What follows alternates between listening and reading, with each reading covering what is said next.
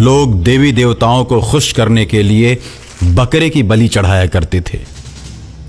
उसी समय कुछ लोग बकरों का कान भी काट कर उन्हें छोड़ दिया करते थे। जिस बकरे के कान को काट कर छोड़ा जाता था वो देवी शक्ति से संपन्न मां काली का बकरा होता था, जिसे कोई भी डर की वजह से छूता नहीं था। और बकरा चाहे जहां कहीं भी हो, लोग उसे मारते नहीं थे, लेकिन कुछ बकरों की लोग बलि चढ़ा देते थे और उसके मांस को प्रसाद के रूप में खाते थे। बहुत से लोगों ने मिलकर एक बकरे की बलि चढ़ाई। अभी बकरे की आयु पूरी नहीं हुई थी। आयु से पहले मरने के चलते बकरा भूत बन गया और एक बड़े से बकरे में उसकी आत्मा प्रवेश कर गई। अब वो एक भूतिया बकरा बन गया।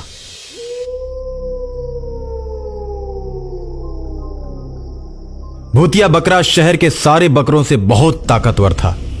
वो बस नाम का बकरा था, लेकिन शक्ति के मामले में शेर की तरह था। बकरों की बलि को चढ़ता देख वो दुखी था और उसने सोचा, मैं अपने भाइयों की रक्षा करूंगा। इंसान मेरे भाइयों पर बहुत ही जुल्म करते हैं। अब मैं जुल्म को बर्दाश्त नहीं करूंगा। बहुत हो चुका। मेरे बहुत से भाई मारे जा चुके हैं। मैं उनके ऊपर किए हुए अत्याचार का बदला लूंगा और उनके बलिदान को व्यर्थ नहीं जाने दूंगा। ऐसा मन में सोचकर जहां भी मांस बेचने वालों को देखता वहीं पर रुक जाता। मांस बेचने वालों को अकेला पाते ही वो बकरा उनको मौत के घाट उतार देता। बहुत से कसाईयों को वो बकरा शहर में भी मार चुका था। शहर में बकरे की चर्चा होने लगी कि बकरा शेर की तरह जिधर से भी गुजरता है। लोग डर की वजह से भागने लगते हैं। एक दिन वो बकरा एक मंदिर के पास गया। मंदिर के पास बैठकर आराम कर रहा था। वो गर्मी का समय था। बकरा पेड़ के नीचे बैठा हुआ था।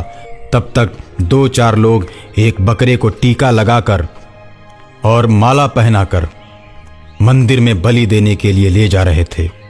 जब खूनी बकरे ने यह सब देखा तो क्रोध की वजह से उसकी आंखें लाल हो गईं और बलि देने वाले इंसानों को मारकर मौत के घाट उतार दिया। मेरे भाई, तुम भाग जाओ या फिर मेरे पीछे पीछे चलो। जब तक तुम मेरे साथ रहोगे तब तक कोई भी इंसान तुम्हें छू नहीं सकता। और इतना सुनकर बलि का बकरा खूनी बकरे के साथ हो जाता है। इस तरह बहुत से बलि के बकरों को वो खूनी बकरा बचाता है और बहुत से बलि देने वाले इंसानों को मार देता है। इस तरह उस खूनी बकरे के पीछे बहुत से बकरे चल पड़ते हैं। खूनी बकरे की चर्चा अब पूरे शहर में होने लगती है। लोग तरह तरह की बातें करने लगते हैं। कोई कहता है कि जो भी अब बकरों को मारेगा, खूनी बकरा आकर उन्हें मारेगा। और इसी डर की वजह से लोग बकरों को मारना बंद कर देते हैं। और एक दिन खूनी बकरा उन सभी बकरों को लेकर पहाड़ों की तरफ जाता है।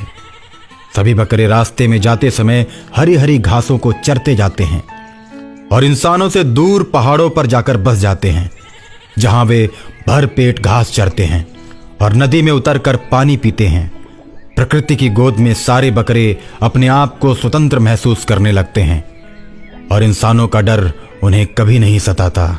सारे बकरे उस पहाड़ों की वादियों के बीच, उस हरियाली के बीच खुशी और आनंद से जीवन जीने लगते हैं और अंततः उस खूनी बकरे को अपना राजा घोषित कर देते हैं।